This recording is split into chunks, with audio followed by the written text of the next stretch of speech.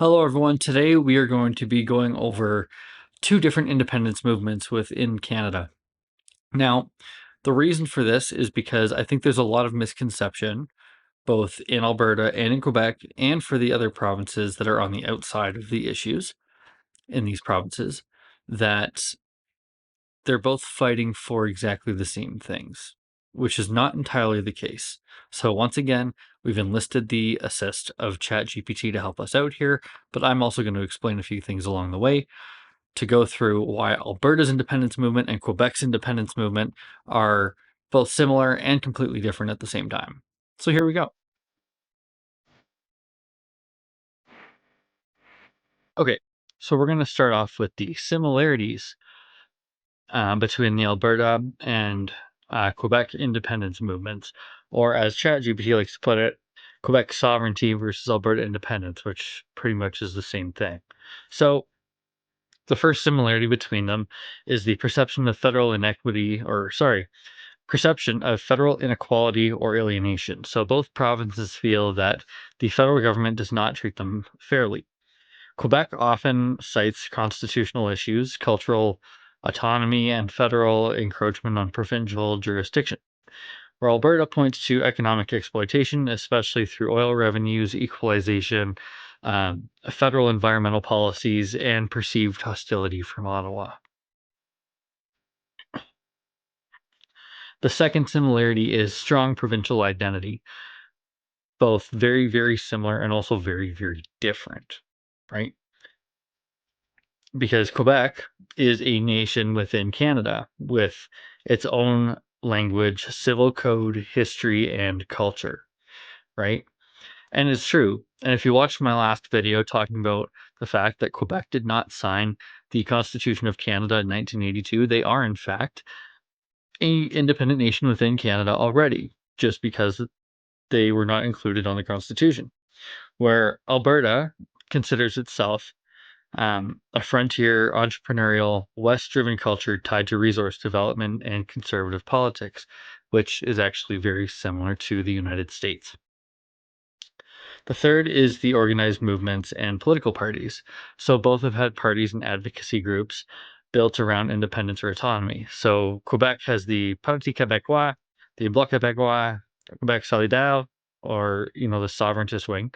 Alberta has had the Wild Rose Independence Party, the Alberta Prosperity Project, and various advocacy groups similar also to alberta51project.com, which I will link in the description so you can see the benefits of statehood for Alberta. Um, the fourth similarity here is the support rises in response to federal actions. More so recently in Alberta than in Quebec, given that Alberta is going to vote on um, a separation referendum in 2026. Um, but in both provinces, separatist sentiment spikes when the federal government does something viewed as harmful. So, Quebec, the 1982 Constitution, the Language Disputes, the Clarity Act. And with Alberta, it's the National Energy Program, it's carbon taxes and pipeline cancellations. Alberta is an oil and gas province, it is a oil and gas nation. There are other countries around the world that recognize this, while Ottawa fails to recognize it. Um, and of course, the final similarity here, or at least the final one that's listed, is the debates about economic viability.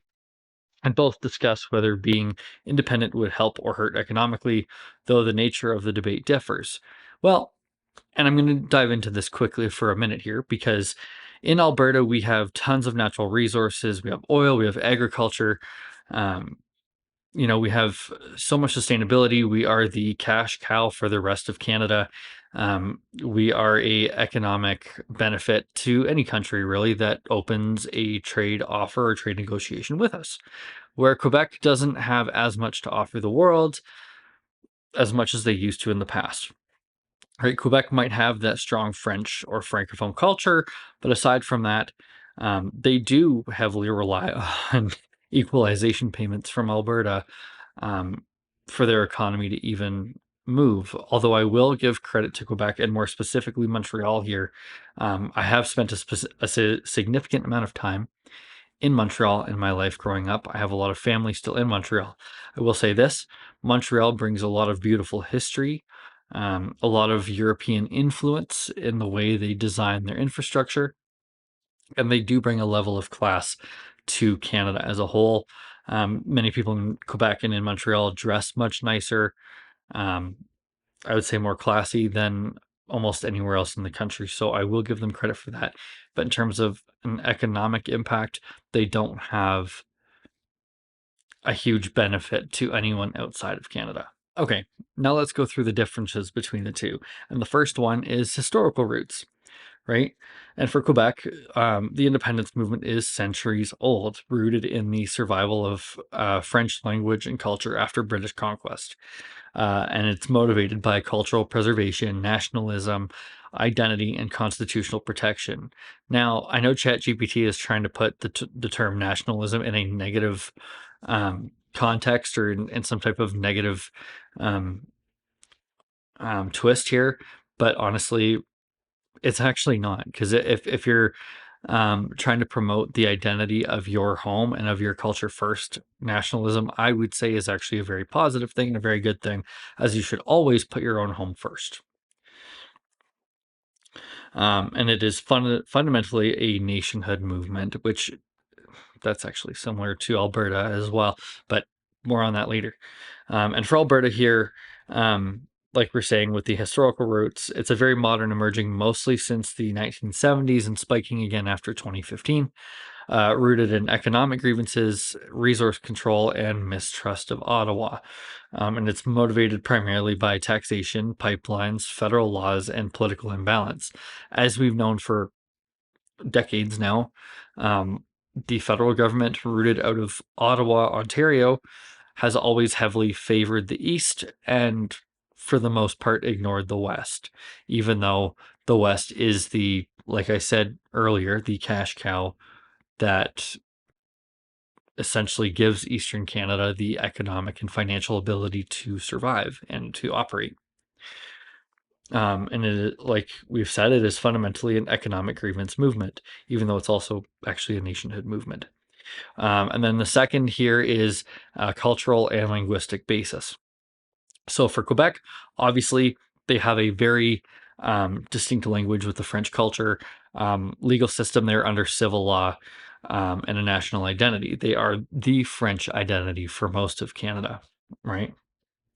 And they're internationally recognized as a distinct nation by UNESCO and even by the Canadian House of Commons. And this again stems back to the fact that they did not sign the 1982 Constitution of Canada. Where in Alberta, culturally similar to English speaking Canada, no really distinct language, cultural rights, or international recognition yet. Because should the independence referendum pass, there will be international recognition from multiple nations who want to open up trade negotiations with Alberta. And the identity differences are political rather than cultural. So more conservative values and right leaning than the majority of Canada. Third here is the political influence and institutional power. So Quebec has longstanding sovereignty-focused political parties.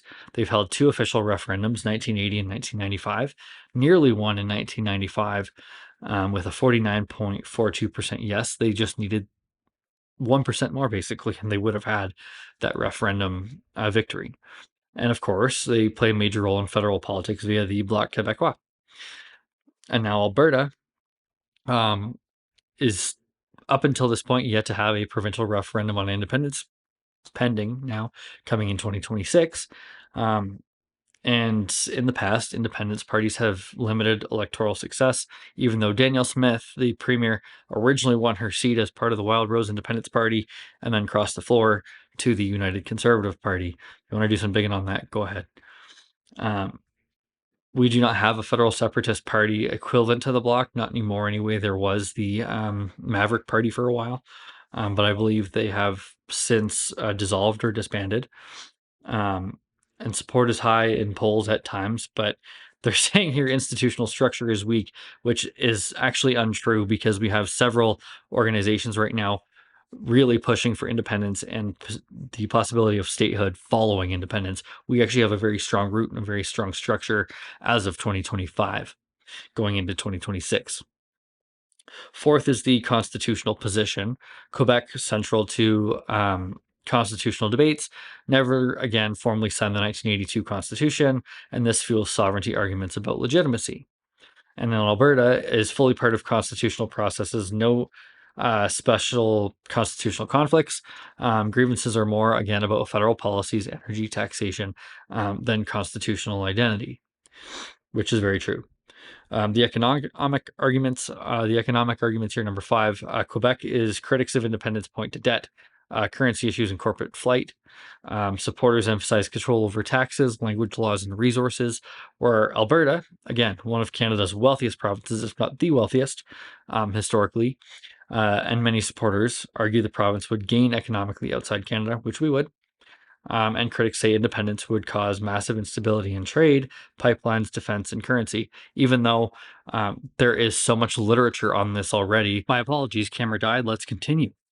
So we are on the economic arguments, which we had just finished going through, and we're going to move on to number 6, which is the support base. Here are the differences, right? And so Quebec, the support is broad across age and economic groups. Typically their support for sovereignty and independence spreads kind of across, the bigger cities, plus the smaller rural communities, both northwest, east, south, in the entire nation of Quebec. And obviously it's strongest among francophones, so the fluent French-speaking Quebecers who really don't want to have anything to do with the rest of Canada whatsoever. The ones who barely speak any English at all. And for those of you who know this, we'll give you dirty looks if you do not speak French when you go to Quebec. And of course, their support base is often tied to the identity and cultural pride, which is also very true. Whereas Alberta, with the support base, the support correlates more with political ideology, so higher among conservatives, and it spikes during economic downturns or liberal governments federally.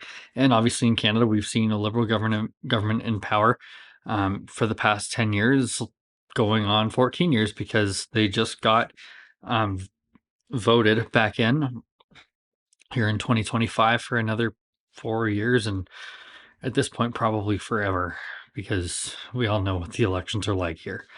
Anyway, moving on to number 7, which is the international perception, where internationally the Quebec sovereignty and independence movement is globally seen as a legitimate nationalist movement, similar and compared to Catalonia, Scotland, and has cultural diplomacy worldwide, which not entirely true. Where Alberta, it's internationally viewed as a regional protest movement. Internationally, they don't really have a clue what goes on in Alberta. And they're saying would face significant hurdles establishing legitimacy. Once again, there's so much literature already on this between Alberta Prosperity Project, Alberta 51 Project. I'm linking all of this in the description so you guys can go and read about Alberta's movement. And if I can find things on Quebec's as well, then I'll include some on Quebec. Anyway, those are the differences. Okay, so we've gone through what the similarities are between Alberta and Quebec sovereignty independence movements are. We've gone through the differences. Now I leave the question to you. If you live in Alberta, are you for or against independence? Do you want to see Alberta become an independent nation and potentially the 51st state? Or are you going to continue knuckling under the Liberal government? And if you're in Quebec, I truly want your input on where this stands. I don't live in Quebec. I haven't been to Quebec in a while. Well, since earlier this year. I don't spend enough time there to truly know all the ins and outs, the mentality within the province or nation of Quebec to know how strong of a movement this is. This isn't me trying to downplay it at all. I truly don't know. So if you're from Quebec, please leave a comment and educate me. Please do. I welcome it. Anyway, that's going to do it for today's video. Thank you guys so much for watching. Thank you for being patient with me, with my camera dying and everything else. I will see you in the next video, which will be quite a big one as well. So stay tuned.